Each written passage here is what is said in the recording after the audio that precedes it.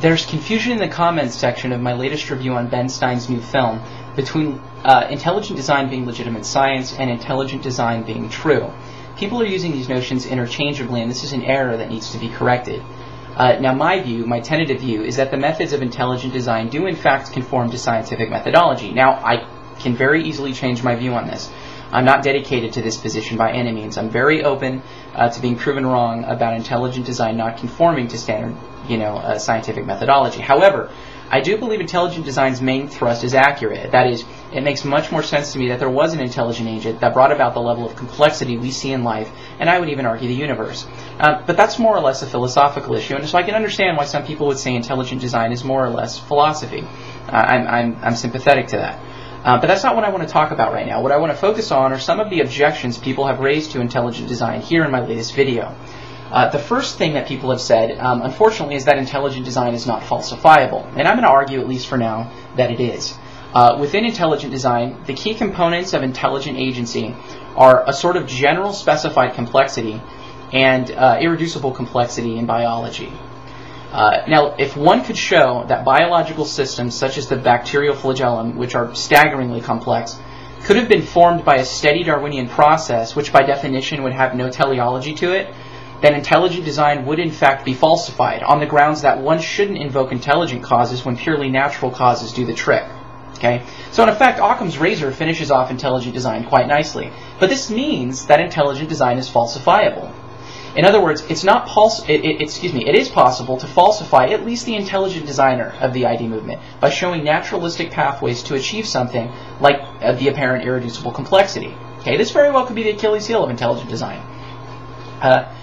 Further, intelligent design could in fact be unfalsifiable in a total sense, specifically that there's no evidence that once and for all would prove that life was not intelligently designed, but there certainly is evidence that is cumulatively inconsistent with intelligent design.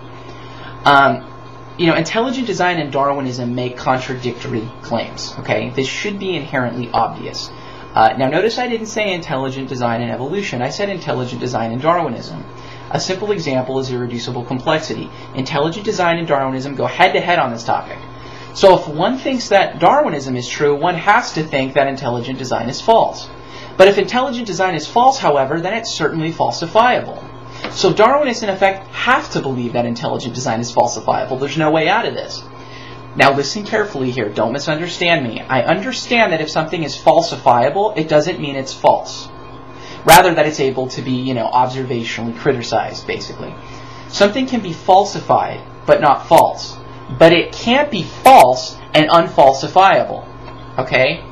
I'll explain this in a second. I'll unpack this in a moment. But if one finds intelligent design to be false, or bunk, or wrong, then you have to think intelligent design is falsifiable. Now, too many people want to have it both ways, and this is total inconsistency. If you think intelligent design is wrong, man up and start saying it's falsifiable.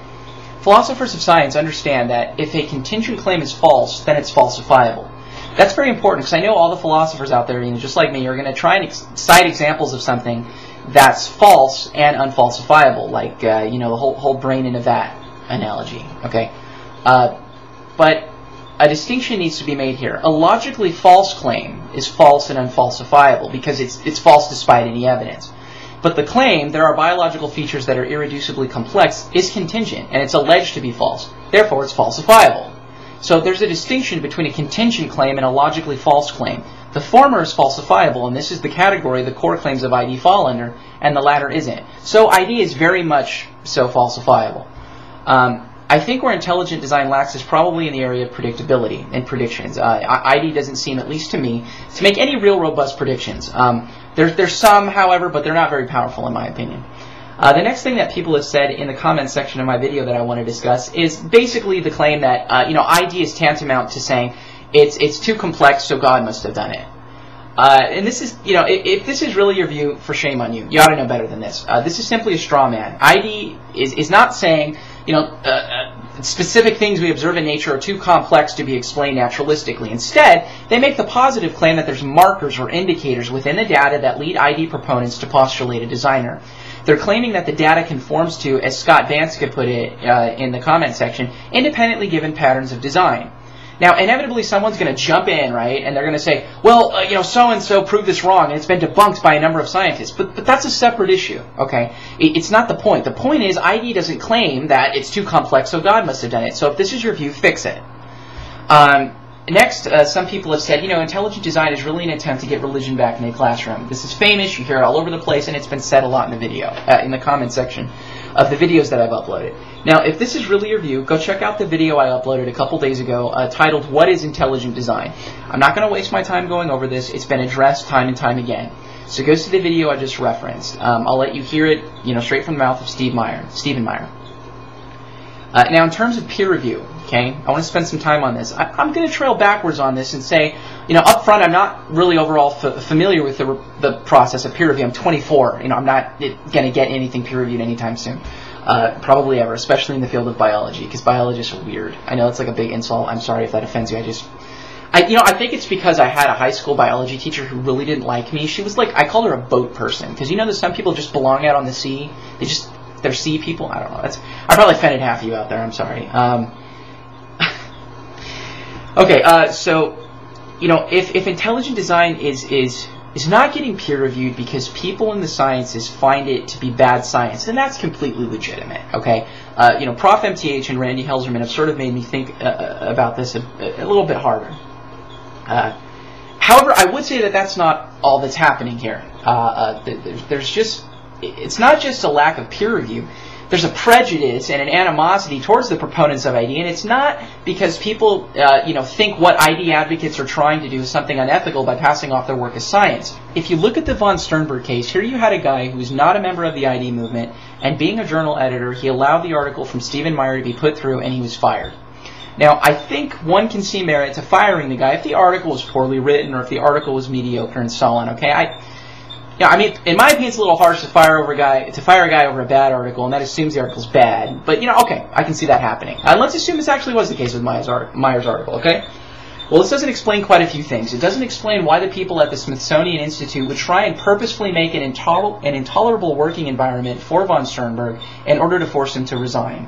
It doesn't explain why his political and religious affiliations were investigated. It doesn't explain why his professional reputation and private life were repeatedly impugned and publicly smeared with false allegations by government employees working in conjunction with the National Center for Science Education. It doesn't explain why von Sternberg was pressured to engage in improper and unethical peer review following the Meyer article. From his own mouth, he says that he was repeatedly pressured to reveal the names of the peer reviewers of the Meyer article, and this is contrary to the professional ethics of that field.